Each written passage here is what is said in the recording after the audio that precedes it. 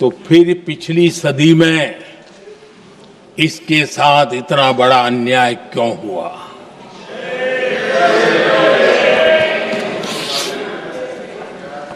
वंदे मातरम के साथ विश्वासघात क्यों हुआ?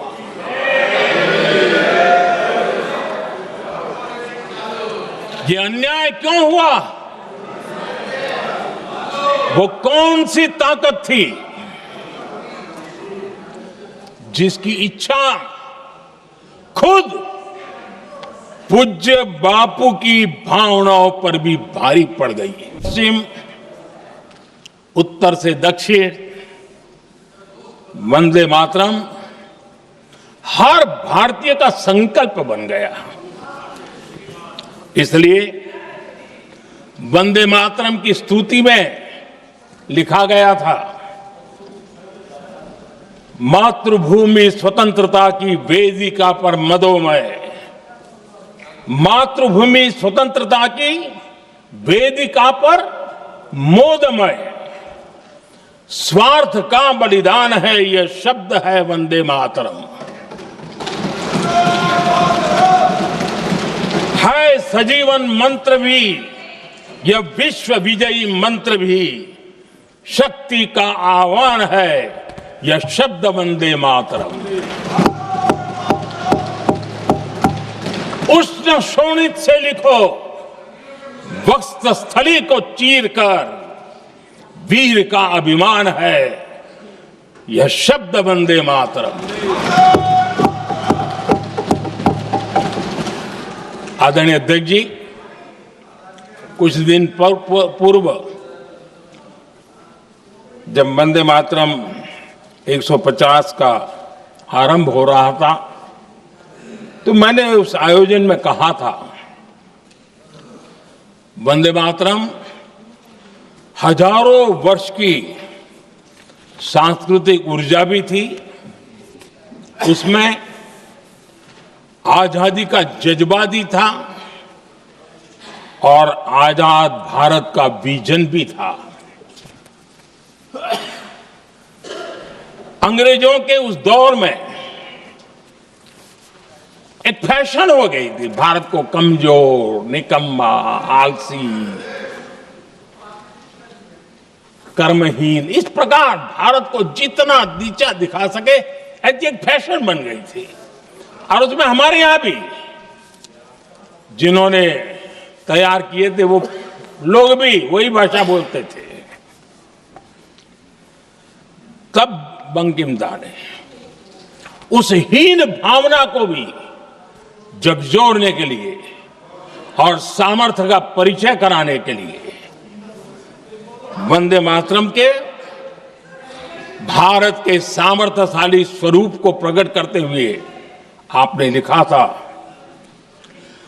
तम ही दुर्गा दश प्रहरण धारिणी, कमला कमल दल विहारिणी, वाणी विद्या दायिनी, नमामि त्वाम नमामि कमलाम, अमलाम अतुलाम, सुजलाम सुफलाम मातरम। तो फिर पिछली सदी में इसके साथ इतना बड़ा अन्याय क्यों हुआ?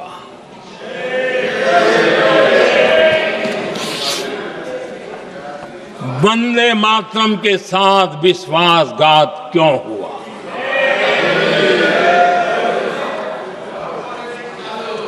ये अन्याय क्यों हुआ? वो कौन सी ताकत थी जिसकी इच्छा खुद पूज्य बापू की भावनाओं पर भी भारी पड़ गई? दर्शन कर लो, सविनय अभिनंदन कर लो, मेरी मां की दिव्य ध्वजा का वंदन कर लो।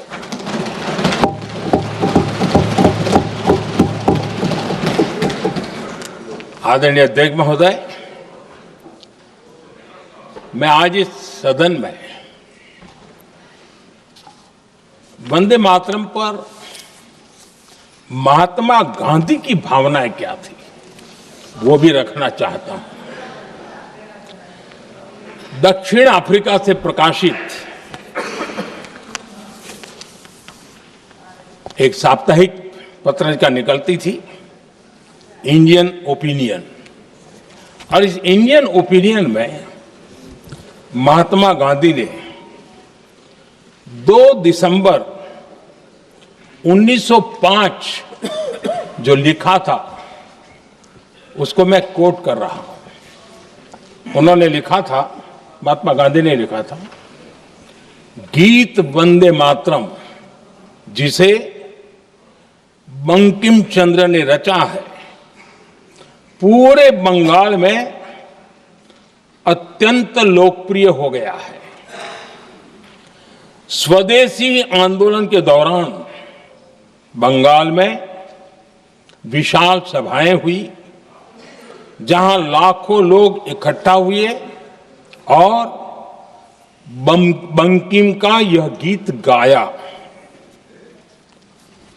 गांधी जी आगे लिखते हैं,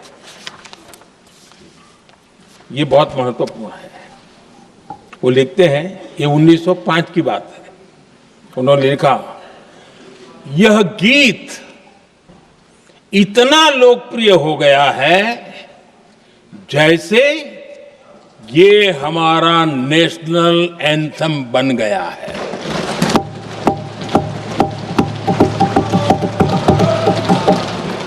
इसकी भावनाएं महान है और यह अन्य राष्ट्रों के गीतों से अधिक मधुर है।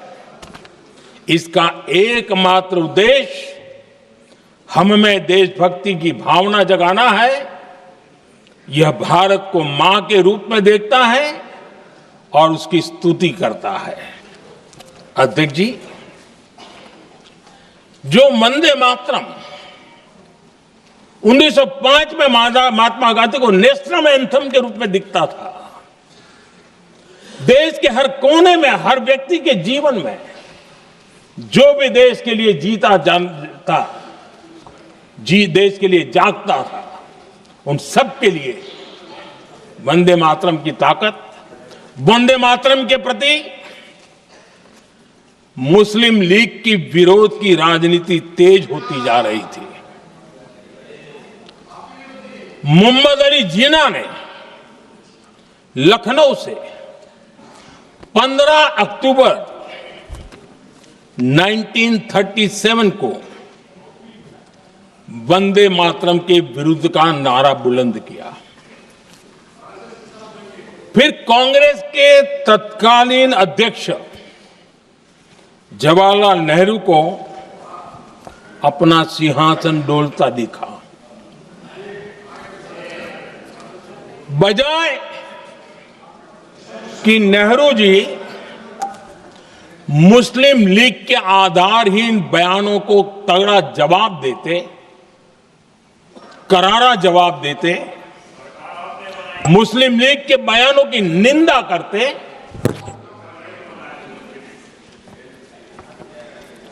और वंदे मातरम के प्रति खुद की भी और कांग्रेस पार्टी की भी निष्ठा को प्रकट करते हैं। लेकिन उल्टा हुआ। वो ऐसा क्यों कर रहे, वो तो पूछा ही नहीं, न जाना। लेकिन उन्होंने वंदे मातरम की ही पड़ताल शुरू कर दी। जिन्ना के विरोध के 5 दिन बाद ही 20 अक्टूबर को नेहरू जी ने नेताजी सुभाष बाबू को चिट्ठी लिखी। उस चिट्ठी में जिन्ना की भावना से नेहरू जी अपनी सहमति जताते हुए, उस चिट्ठी में जिन्ना की भावना से नेहरू जी अपनी सहमति जताते हुए कि वंदे मातरम की, ये जो उन्होंने सुभाष बाबू को लिखा है, वंदे मातरम की आनंद मठ वाली पृष्ठभूमि मुसलमानों को इरिटेट कर सकती है। मैं नेहरू जी का कोट पढ़ता हूं। नेहरू जी कहते हैं, मैंने वंदे मातरम गीत का बैकग्राउंड पढ़ा है। नेहरू जी फिर लिखते हैं, मुझे लगता है कि ये जो बैकग्राउंड है इससे मुस्लिम भड़केंगे। साथियों, इसके बाद कांग्रेस की तरफ से बयान आया कि 26 अक्टूबर से कांग्रेस कार्य समिति की एक बैठक कोलकाता में होगी, जिसमें वंदे मातरम के उपयोग की समीक्षा की जाएगी। बंकिम बाबू का बंगाल, बंकिम बाबू का कोलकाता, और उसको चुना गया और वहां पर समीक्षा करना तय किया। वंदे मातरम गीत गाया, लेकिन देश का दुर्भाग्य कि 26 अक्टूबर को कांग्रेस ने वंदे मातरम पर समझौता कर लिया।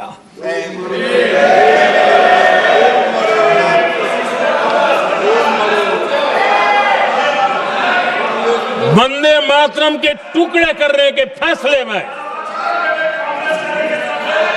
वंदे मातरम के टुकड़े कर दिए। उस फैसले के पीछे नकाब ये पहना गया, चोला ये पहना गया, ये तो सामाजिक सद्भाव का काम है।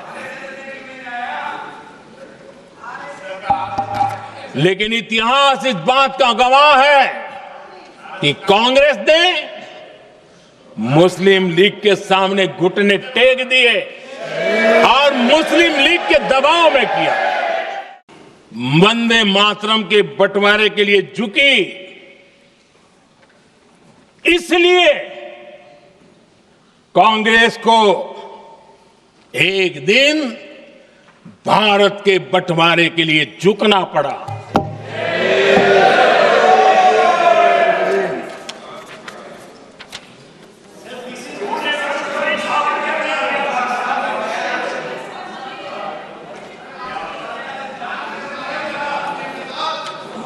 मुझे लगता है कांग्रेस ने आउटसोर्स कर दिया है।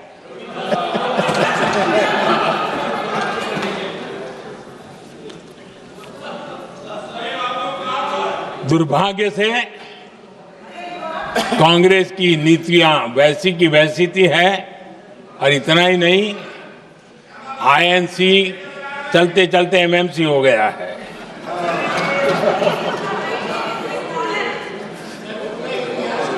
आज भी कांग्रेस और उसके साथी और जिन जिन के नाम साथ कांग्रेस जुड़ा हुआ है, सब वंदे मातरम पर विवाद खड़ा करने की कोशिश करते हैं। आदरणीय अध्यक्ष महोदय, किसी भी राष्ट्र का चरित्र, उसकी जीवटता, उसके अच्छे कालखंड से ज्यादा जब चुनौतियों का कालखंड होता है,